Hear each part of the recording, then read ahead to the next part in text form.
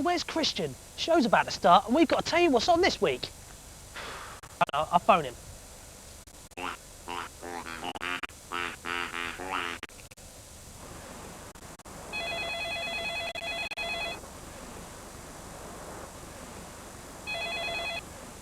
Hello, Christian Stevenson, straight cold fossil from the south of France, sur la plage. France? What are you doing there? You know, living large.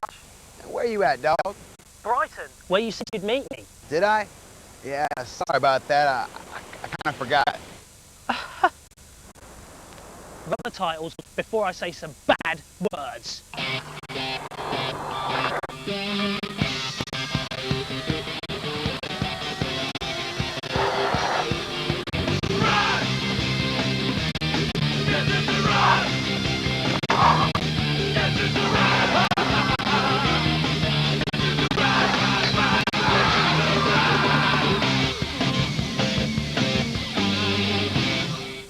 Christian, I can't believe you blew me out to go to France. Sorry, dude.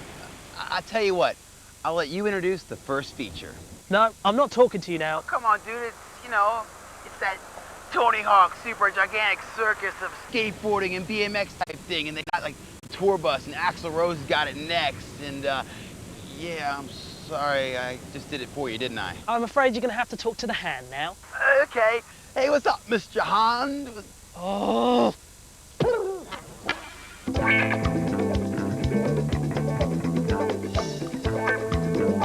Tony Hawk Gigantic Skate Park Tour is basically a skating tour like most others, except we only hit big skate parks across the country. We did it last year only in the US, and then this year we decided to bring it to Europe. So we have 2 official stops in Europe, London and Frankfurt.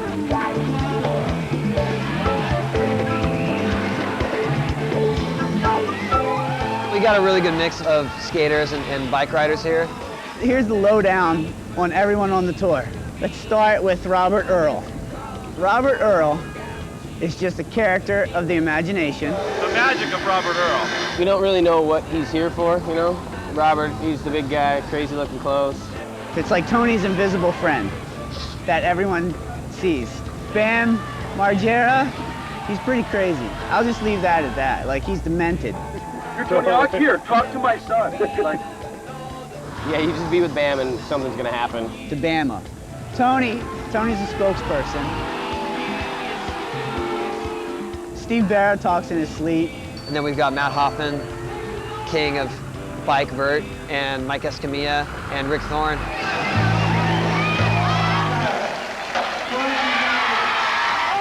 For years, skateboarding has been given a bad rap. But finally, thanks to today's pros, people are beginning to see the positive effects that free sports have on today's youth. Well, hopefully the tour is going to turn some of those hypocritical people around and make them see what good things can come from skateboarding and positive things can come. Like all the little kids who look up to us, you know, and realize that we're not bad people at all.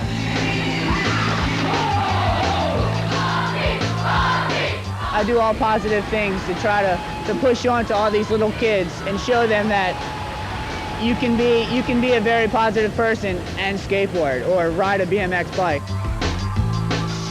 Unfortunately, not all athletes see free sports in the same light. In a recent sports publication, U.S. baseball players dismissed skating as nothing but child's tomfoolery. There was some talking from some professional baseball players in the States, like trying to kind of making fun of skateboarding and saying that it wasn't a real sport. And I played baseball my whole life up until I was in my mid-teens, and skateboarding is 10 times harder than baseball will ever be. It's harder than one of the hardest sports out there, so I think it's definitely a legitimate sport if you look at it that way. It takes more talent, more skill, more heart, more anything than any other sport out there. So yeah, and I'm adamant about that. It kind of pisses me off when people talk about it. Sorry. I don't really care what pro baseball players think of us. You know, there are professional baseball players that make millions of dollars that are hugely overweight and out of shape. I mean, are they athletic? Are they athletes? I don't know. I don't really care. I know that they wouldn't want to take a slam on a vert ramp.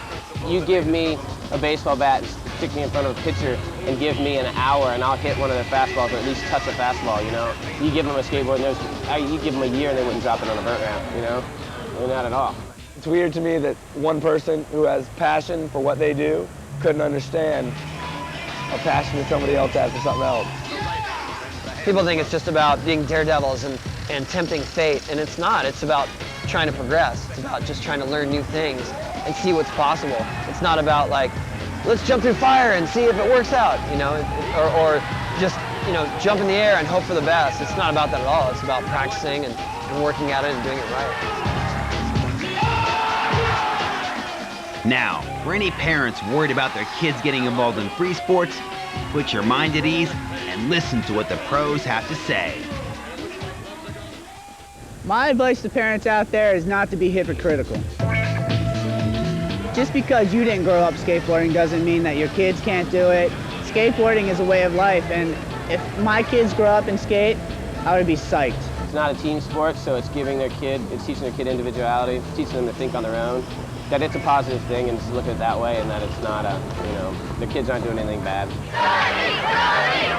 I think parents that discourage their kids from skating have to actually look at skating itself and see that it's a positive influence. You know, skating can teach self-worth and confidence that maybe they've never experienced in anything else, because they're on their own and it's just completely up to them to get better or to learn something, and it just teaches them self-motivation. I've never seen it be a negative influence on a kid. You know, they can still lead their life and go to school and follow other careers, but skating will definitely help them out.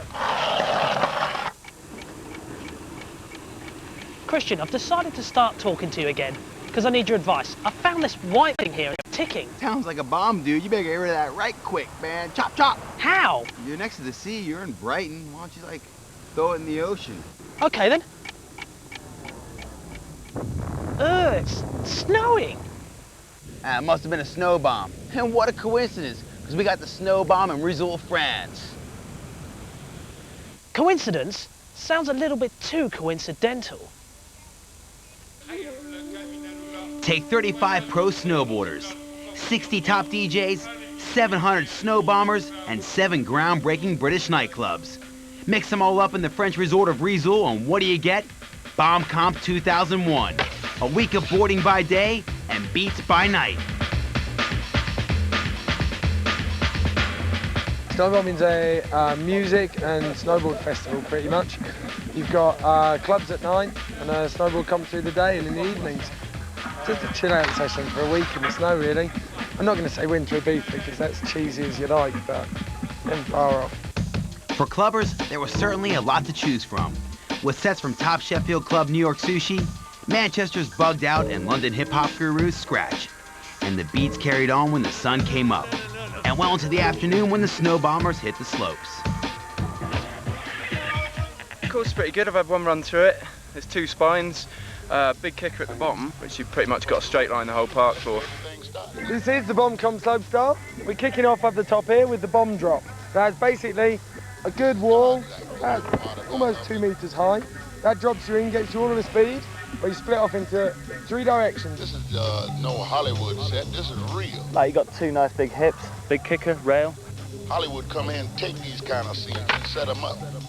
And then down here, we have the rainbow. It's just the rail goes up and over, straighten them up, and a big jump at the bottom. Playing his life, this is real, we don't pick up a script. You can land really flat and put your knees through the back of your head.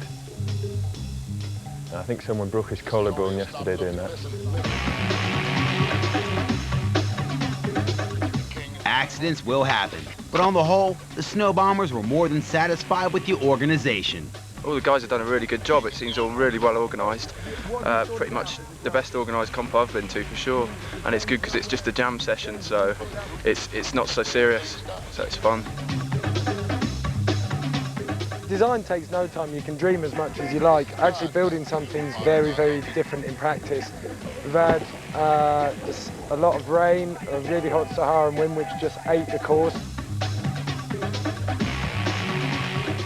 Everywhere else in Europe is rained out or shut.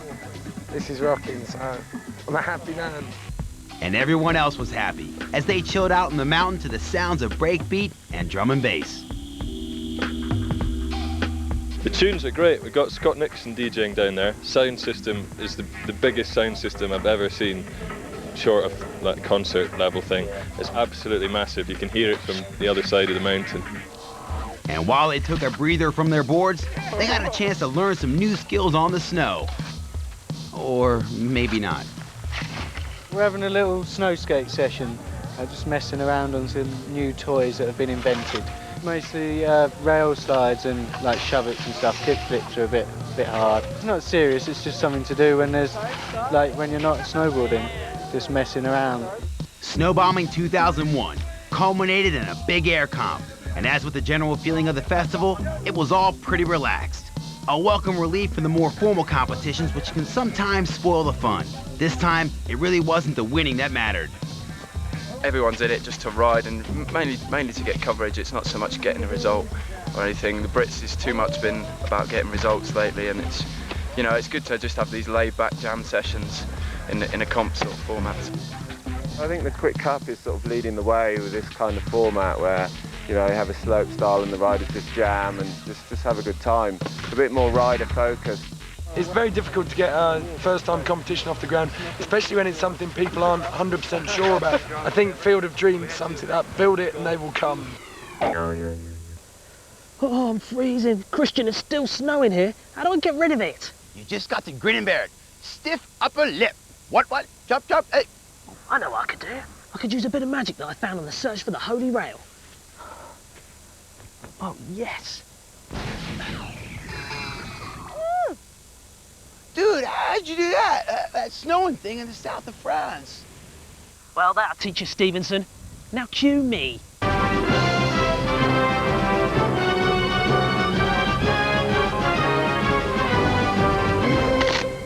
This week, my search for the Holy Rail has brought me via canal to Birmingham. There's my barge over there. Pretty good. 2 litre, 16 valve, got the engine super chipped. It'd be safe to say that it rocks. Excuse me, mate, I don't suppose you know where the Holy Rail is? Oh, mate, no problem, no problem. Go down here, turn left, turn right, straight over the beach, go down the road, hard road, take it all, waddle, all right, mate, good luck, see you later. We're never going to find it.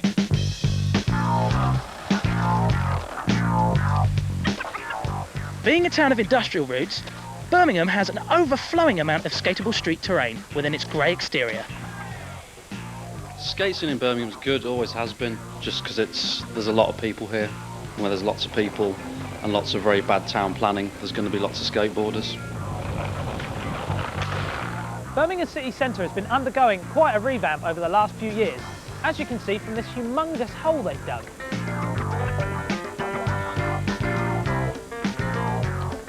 But it hasn't all been bulldozed just yet. This is the central library, kind of like a meeting up place for all the skaters in Birmingham, and lots of different size steps. It's pretty good to skate, nice and smooth.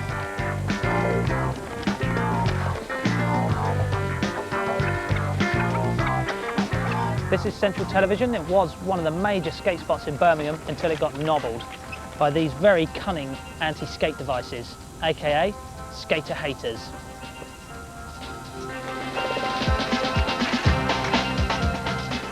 Actually, Birmingham Council have gone to town trying to prevent skateboarding.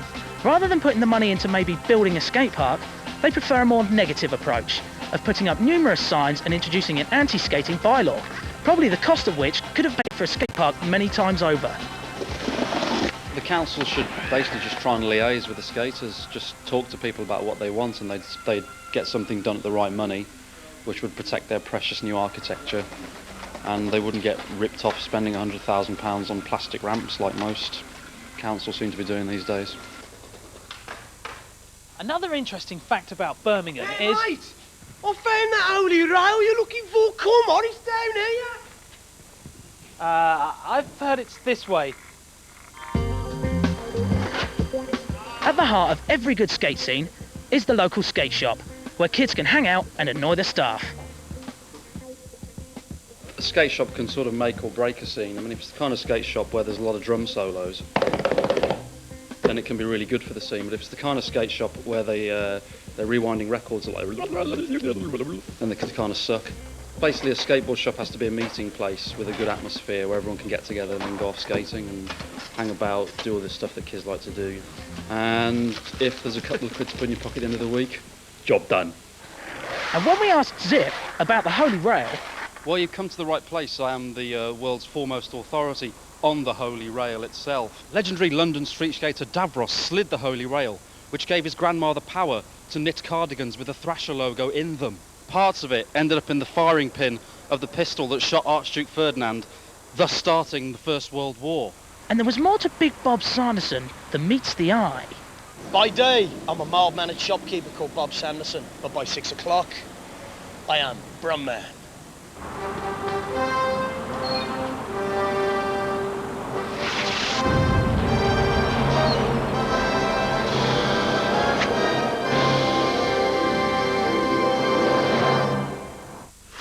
No way, I didn't know Birmingham had its very own superhero. Best believe that. You must know where the Holy Rail is. I may do, but first, you've got to come escape the secret ramps. I'm there. Here it is. No way. Boston R.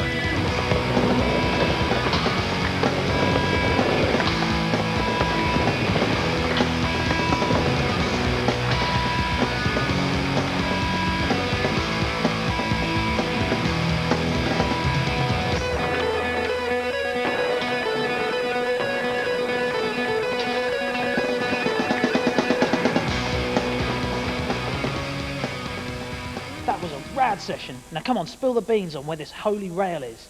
Well, while I was patrolling Spaghetti Junction, I saw an ancient people transporting the rail on a golden egg to London. To London? That's miles away, though. Never fear, Mr. Churchill. We have our own teleportation device in Digbeth. Digbeth? Which way's Digbeth, then? That way. Excellent. Right, thanks, Redden. I'll see you later. Don't forget to set it to roof speed.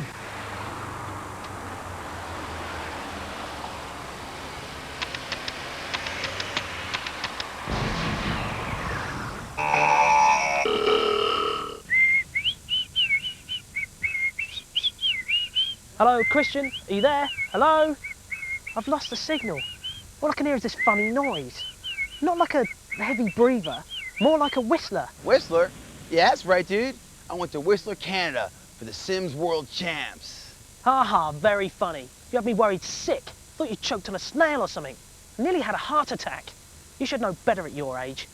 Dude, relax in your slacks, man. Just take it easy, chill, be all good in the hood. You know what I'm saying, brah? What's up, y'all? Heading up to Whistler for the Sims Invitational World Championships. Man, this event's got it all. Slope style, half pipe, jibbing, and big air. This is gonna be sick. And it's all wrapped up in a jam format. My boy Mickey. Hey Mickey, say hi to everybody in the UK. Hey everybody in the UK. Mickey got me out here. He was kind enough to bring me out here. Mickey is involved with the event. He's one of the organizers. Well, we're one of the two title sponsors of the event. We've hooked up with Sim Snowboards, one of the authentic, original snowboard brands, to put on a snowboard contest. Not one that's constrained by the ISF or the FIS to be a certain format and to be judged in a certain way. We put on a contest that the riders want to come and ride at. I'm enjoying myself, honestly. Basically what we're doing here is just really trying to integrate two types of things. I mean, one, we want to get the guys that don't normally come to contests to come out and have a good time, and then get all the guys that do the contest to come out and kind of integrate them together in a contest/party format. The riders go to the X Games because they have to, and they come to this contest because they want to. Slopestyle world champs, slopestyle. We've got about 10 to 11 tabletops stratted all across this mountain. We've got a couple kinked rails and some rails with booters to hit them, and a big old QP at the bottom. That's the quarter pipe. This is the way comps should be. We're cruising at 35,000 feet today. That's the first time we've seen that. More like 6 meters. The course is really good. It's just really icy and scary. So not good. Engelsman almost took me out on that backside 7. I almost flinched. Sorry if I did. I might have done one of them. I'm gonna get down the course a bit and check out the quarter pipe. Someone stumped up $5 grand for best trick on the quarter pipe. So even if you don't have a good run during the slope style, you just hit the quarter pipe and take home 5 G's. All right, they just announced the winners of the quarter pipe contest from the slope style event. That beach dude from Calgary and Roberta Roger, who we talked to earlier. And that's it for the slope style.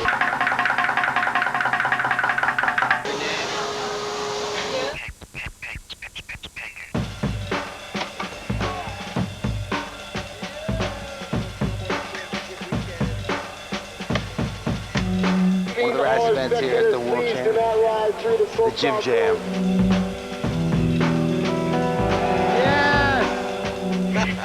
Hope you got that, Chris. I got it.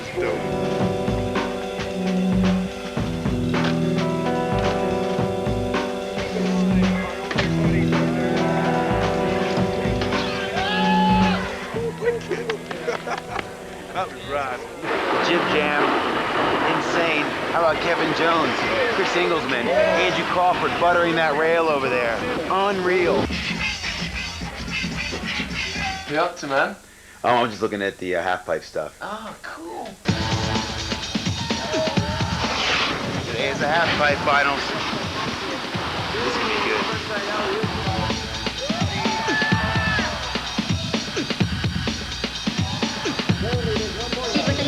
Pipes in wicked condition in the mountain. Nice sunny day, as you can see.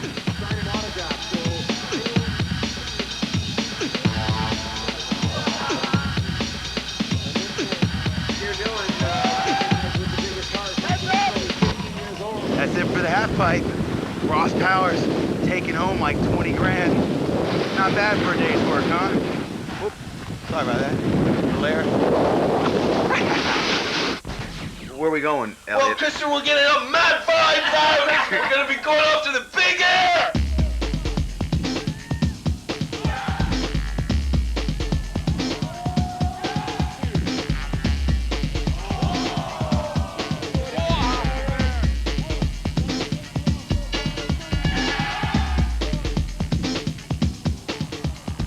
The Big Air finished off this amazing event. I'm definitely coming back next year. Christian Stevenson, what the heck are you doing here? This cord is costing me a fortune. I've got to chip off. Hang about, dude. What about a competition prize for all those rasters out there? Well, we could give them these chips. Nah, dude, that won't work. I know. We'll give them your Ron Whaley deck that I have here in my fair hands. What? How'd you get your paws on that? Never mind about that. How are we gonna give it to them? What are they gonna do? Oh, they should write in and give me one good reason why they deserve my Ron Whaley deck. Mark, you gotta learn to be way more giving. Send your entries to RAD. Mark's got the hump comp. P.O. Box 2075 London, W1A 5SW. That's RAD. Mark's got the hump comp. P.O. Box 2075 London, W1A 5SW. All entries have to be in by 22nd of June 2001. Anyway, I'm going to hang up now, so bye. Bye, dude. Bye. Bye. Are you still there? Well, you didn't hang up either. You hang up. No, you. No, you hang up. You? No, you hang up. Hang up on me. That's rock and roll, baby.